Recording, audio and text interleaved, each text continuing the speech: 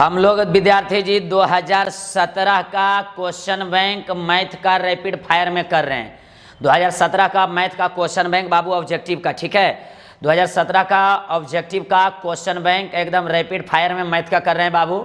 और आपको जैसा कि पहले भी बता चुके हैं हम कि एग्जाम के दृष्टि से क्वेश्चन बैंक बहुत महत्वपूर्ण होता है, क्योंकि अधिकांश क्वेश्चन बाबू क्वेश्चन बैंक से पूछा जाता है। कम से कम 80% क्वेश्चन मतलब कि प्रत्यक्ष या अप्रत्यक्ष रूप से आपको आएगा, ठीक है। तो समय को ज़्यादा बर्बाद नहीं करेंगे। रैपिड फायर 2017 देखिए, द्विघात समीकरण इतना का विवेचक निकालना है। विवेचक या विविक्तर भी इसको बोलते हैं, ठीक है। विवेचक या विविक्तर। तो डी का जो फॉर्मूला होता है बाबू वो होता है b square minus 4ac, b square minus 4ac बाबू। तब बी है जो देखिए -4 है, तो यहाँ हो जाएगा -4 का स्क्वायर और -4। ए है जो बाबू देखिएगा 2 है, ठीक है। ए है जो 2 है और सी है जो बाबू 3 है। देखिए बी स्क्वायर, तो बी तो हो गया -4 और 4। ए है बाबू देखिएगा 2, ए कितना है 2 है, और सी बाबू है जो 3। तो माइनस का स्क्वायर प्लस और 4 का स्क्वायर हो गया 16, ठीक है। 4 दूनी 8 और 8 या 24 बाबू। 4 दूनी 8 और 8 या 24। तो 16 में से -24 घटाइएगा तो -8 इसका आंसर आ जाएगा बाबू। तो इसका सी नंबर देखिए आप, करेक्ट आंसर है। अच्छा देख लीजिए C number, C number, C number, C number बाबू जल्दी कीजिए। 2016 का रैपिड फायर चल रहा है बाबू, ठीक है। 2016 का रैपिड फायर। अगला नंबर क्वेश्चन करते हैं हम लोग। क्वेश्चन नंबर अगला विद्यार्थी जी, निम्न में कौन सा परिमेय संख्या है? कौन परिमेय है? तो जो रूट में नहीं रहेगा वो परिमेय यहाँ पर हो जाएगा। तो यहाँ देखिए 16 का वर्गमूल बाबू 4 होगा और 25 का वर्गमूल 5 होगा। तो इस 16 का 4 और 25 के 5, तो यही वाला है जो परिमेय संख्या है। सी जो है बाबू, सी है। सी जो है 4/5 परिमेय संख्या है, परिमेय संख्या है। चलिए क्वेश्चन नंबर 3 में हम लोग करते हैं। कह रहा है किसी द्विघात बहुपद दिया है, अल्फा प्लस बीटा का देखिए मान निकालना है। तो अल्फा प्लस बीटा बराबर -b/a आप याद किए हुए हैं, लगभग हर साल इस पर ऑब्जेक्टिव आता है। अल्फा प्लस बीटा पर और अल्फा इंटू बीटा पर बाबू, ठीक है। अल्फा प्लस बीटा पर और अल्फा इंटू बीटा पर आता है। तो देखिए -b, तो एक ये देखिए b जो है बाबू, b, तो b यही नहीं है x के साथ जो रहता है, मतलब x का गुणांक, तो -2 है, ठीक है। और a जो है x स्क्वायर का गुणांक, x स्क्वायर का गुणांक 1, तो माइनस माइनस प्लस 2 का 2, तो 2 जो है इसका करेक्ट और सही आंसर है 2 नंबर बाबू। 2 जो है इसका सही है, बी नंबर, बी ऑप्शन में 2 है, बिल्कुल सही है। चलिए रैपिड फायर चल रहा है बाबू।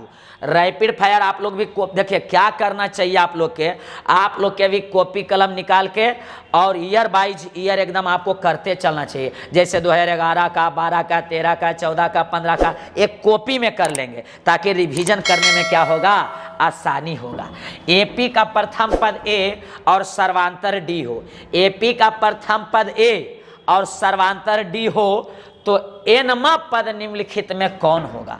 तो बाबू एनमा पद का जो फॉर्मूला होता है प्यारे विद्यार्थी जी, वो होता है ए प्लस, देखिए एनमा पद माने एन होता है, तो फॉर्मूला होता है ए प्लस n-1 इंटू डी। आप पहले से भी याद किए हुए होंगे कि एनमा पद मतलब एन बराबर ए प्लस n-1 इंटू डी, ए प्लस n-1 इंटू डी, ए प्लस n-1 इंटू डी बाबू, 4 का बी।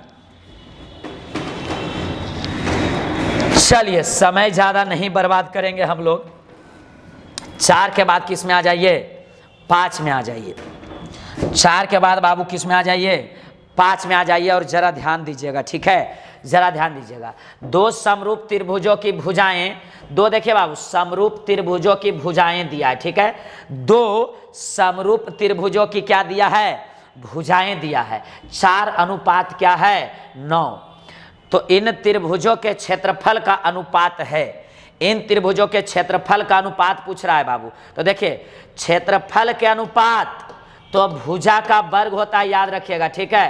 क्षेत्रफल के अनुपात तो भुजा का वर्ग, क्षेत्रफल A1/A2 तो भुजा का वर्ग, तब भुजा दे दिया है। अच्छा देखिए आप त्रिभुज के भुजा का अनुपात ये दिया हुआ है, भुजा का मतलब ये है A1 और ये है A2 बाबू।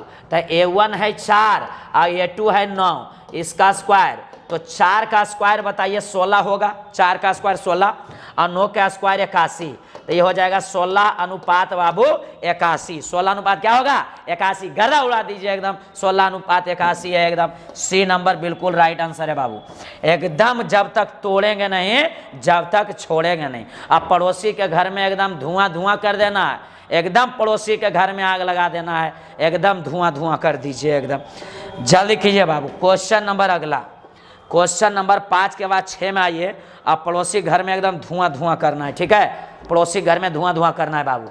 चलिए, किसी वृत्त के बाह्य बिंदु से P से 2 स्पर्श रेखाएं P और PB खींची गई है। देखिए एक स्पर्श रेखा है बाबू, और यहाँ देखिए P एक बाह्य बिंदु है, P बाह्य बिंदु है, P से एक PA स्पर्श रेखा और एक PB स्पर्श रेखा खींचा गया है। देखिए P से बाबू PA स्पर्श रेखा और P से एक PB स्पर्श रेखा खींचा गया, और PA देखिए 8 सेंटीमीटर है बाबू, PA है जो 8 सेंटीमीटर।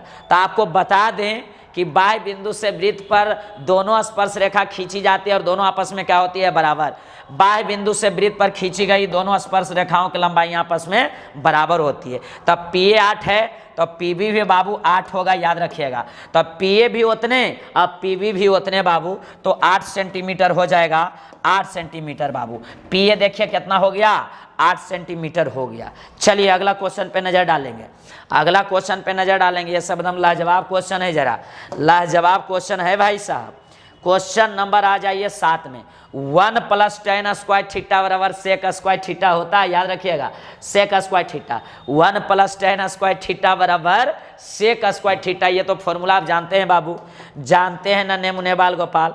चलिए 7 के बाद 8 में आइए।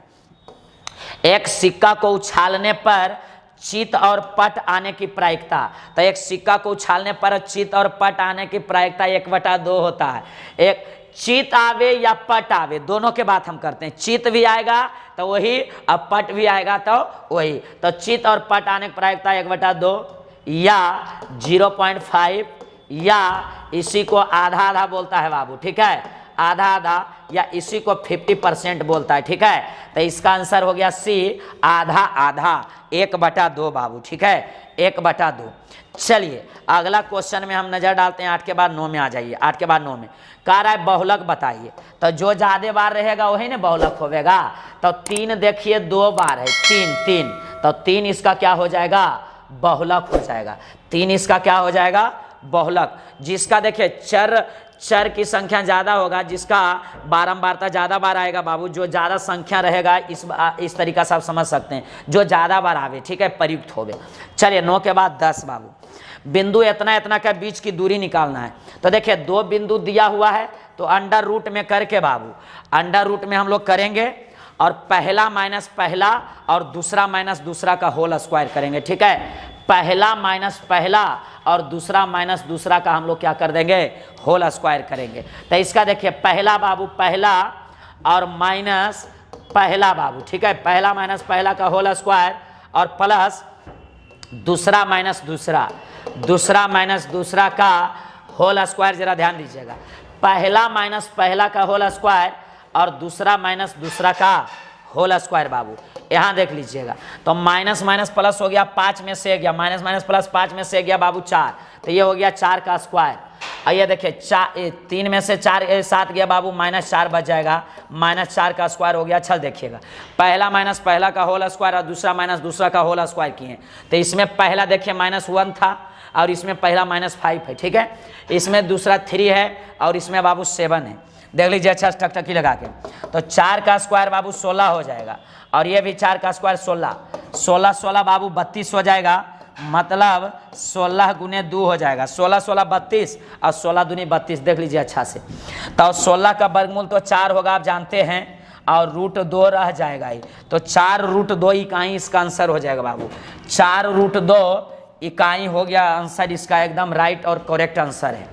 देख लीजिए इस तरह से 2017 का रैपिड फायर में 10th क्लास का ऑब्जेक्टिव क्वेश्चन बैंक का हम लोग कर लिए हैं बाबू। इस टोटल देखिए 2017 में 10 क्वेश्चन ऑब्जेक्टिव वस्तुनिष्ठ पूछता था, ठीक है, तो अब हम आपसे विदा लेते हैं बाबू।